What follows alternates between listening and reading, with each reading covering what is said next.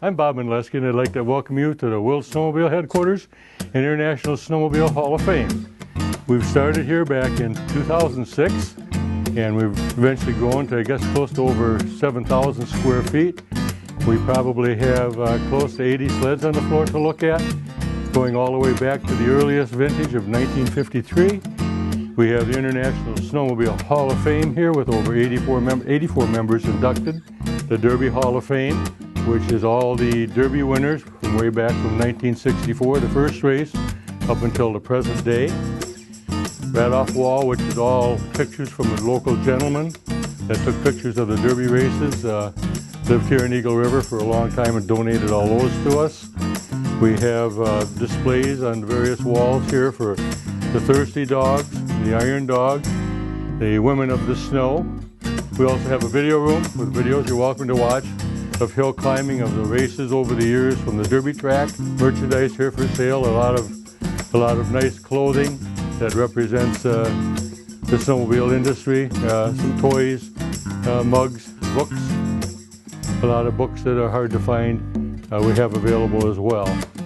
This whole project came to a start in 2006 when several of us were wondering about giving more information and more pizzazz and more exposure to the International Snowmobile Hall of Fame.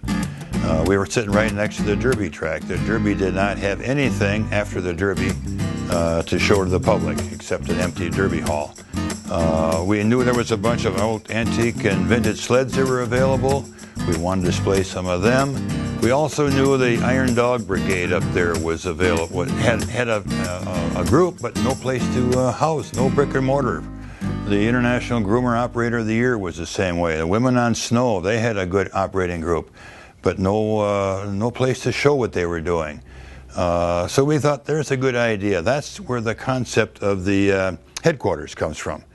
So we've kind of melded all of those individual groups into one big snowmobile headquarters, and we're able to provide for these groups something they didn't have before, and that was a physical presence. So we've been able to do that over the last, 7 years now. We're running about 3,400 to 3,800 people a year through here to come to see it. It's kind of ironic.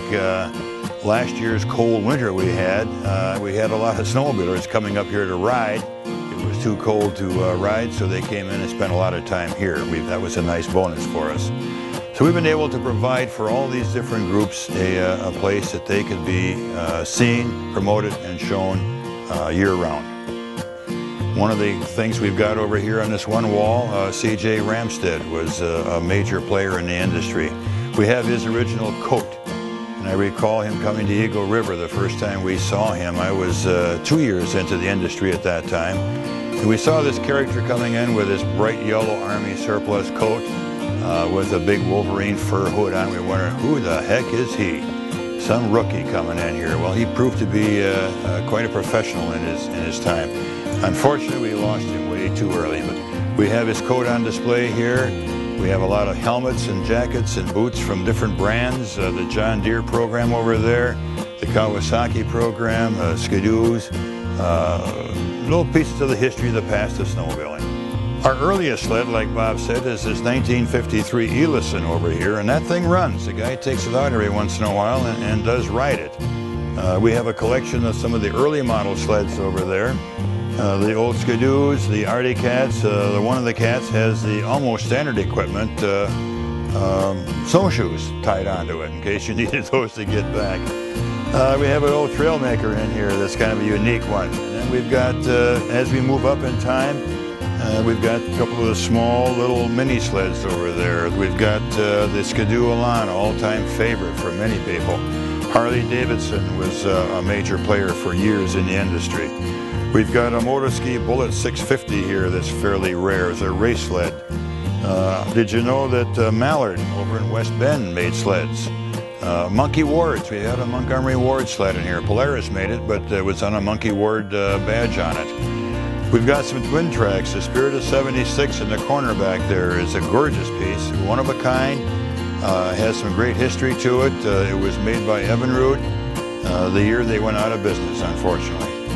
We've got one of Bob Bracey's latest trail roamers there, the twin track trail roamer. Skidoo Elite, a Mercury, back in the first 1968 Mercuries when they came out with their prototype. They made 50 of them, they recalled them, they were supposed to be crushed, a few of them never got sent back.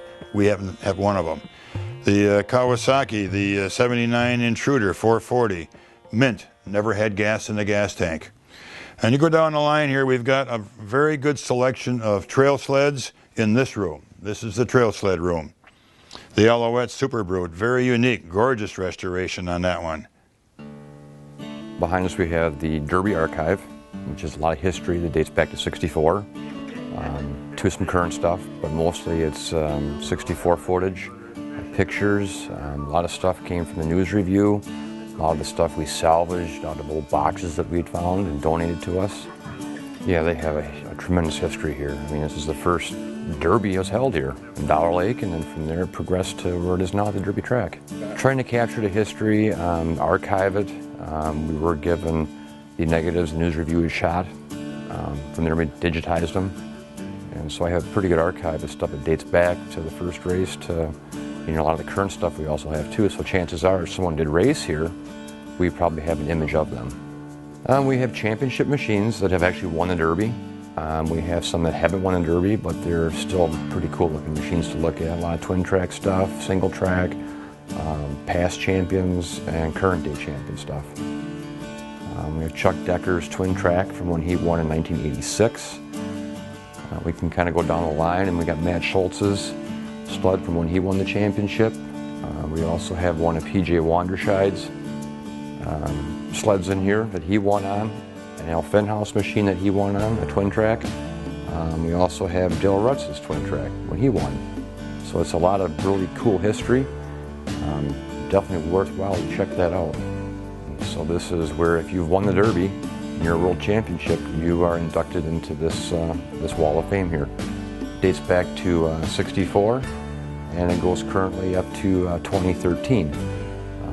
Lots of nice images that we were able to find. And, each one that's inducted actually has a plaque that they actually have of their own too.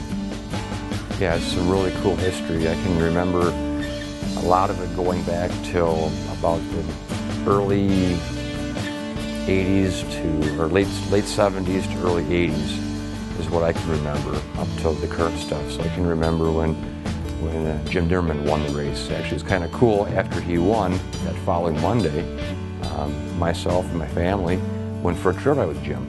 And it was really a cool deal. I'll never forget that one. So it kind of gives you a history lesson without having to actually read a book about it. You can kind of look at each plaque, and from there you can see who won it. It's very interesting. Yeah, it's a fabulous timeline. We have a lot of the old jackets that were worn by the race officials that date back to, you know, the first one in '64. We have the original red Dobie suit that you used to wear. It was red, of course, but red Dobie. We also have Al Finhouse's suit from '93 when he won. So it's some very cool, jackets and suits and stuff like that from the Derby. Our show hours here are 10 to 4, 6 days a week. In the past, we've closed for a bit in the fall and a bit in the spring because as tourism town here in Eagle River, there wasn't a whole lot going on. However, 2 new additions to the headquarters building here is the International Snowmobile Racing ISR Rulemaking Group. Todd Octerberg runs that. And then our son Scott has moved up here, a business that we have producing snowmobile shows. He's here in the building. If you come in here anytime, somebody will let you in and get you going. Normal hours are from 10 o'clock until 4 o'clock. Donations, of course, are always welcome because our gift shop doesn't quite cover all the bills here. But please swing in, say hi, see Bob, see Scott, Todd, myself, and more often, see all the sleds and the stuff we've got here from the history of snowmobiling.